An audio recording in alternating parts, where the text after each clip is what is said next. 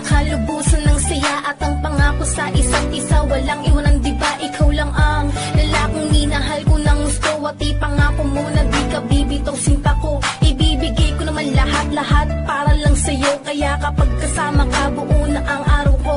Sa lungkot masasaya, ikaw lang ang kasama ko. Naiiba ka sa lahat, ikaw lang ang gusto ko. Mahal na mahal kita, kaya huwag ka lalayo. Pagkat hindi ko kakayanin, hindi ko kaya yun. at kung mawawala ka sa'kin, Paano na yun? paano na yung mga pinapangarap nating dalawa na magkasama habang buhay at sabay natatanda, sabay ng mga panahon At bawat sandali ng kahapon na di mapagsiglan ng iyong ngiti. Kaya kapag kasama ka, palagi kong sasabitin, minamahal kita.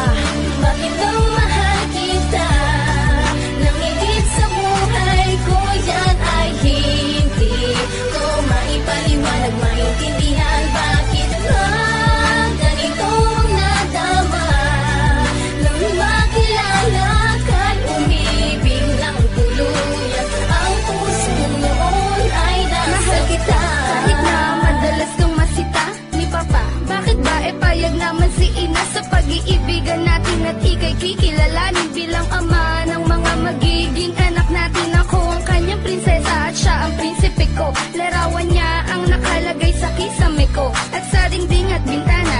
Nang sa ganon, kada lingon ko siya palagi ang aking makikita. Kahit na sa atin ang daming pumipigil, yung mga tiya at tiyuhin ko na sa'yo nang gigigil. Pero hindi kita iiwan, wag ka mag-alala. Di tatagal, magugustuhan ka din ni Papa. At sabay tayong uuwi ng magkahawak ng kamay. At sa labas ng bahay tayo ay lalakad ng sabay. At ililigal kita kahit na meron ka ba.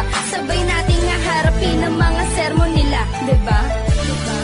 Bakit daw mahal kita nang higit sa buhay ko? Yan ay hindi ko maipaliwanag, maintindihan. Bakit ba ganito ang nadama nang makilala ka'y umibig ng tuluyan? Ang puso noon ay nasa kita. Ang kwento namin ay parang yung story sa pelikula. Nagpakababa siya kahit alam niya na mali ko na. Makasal lang kami, di pakita na nandito siya. Maisunod lang sa pangalan ko ang apelido niya. Pero syempre,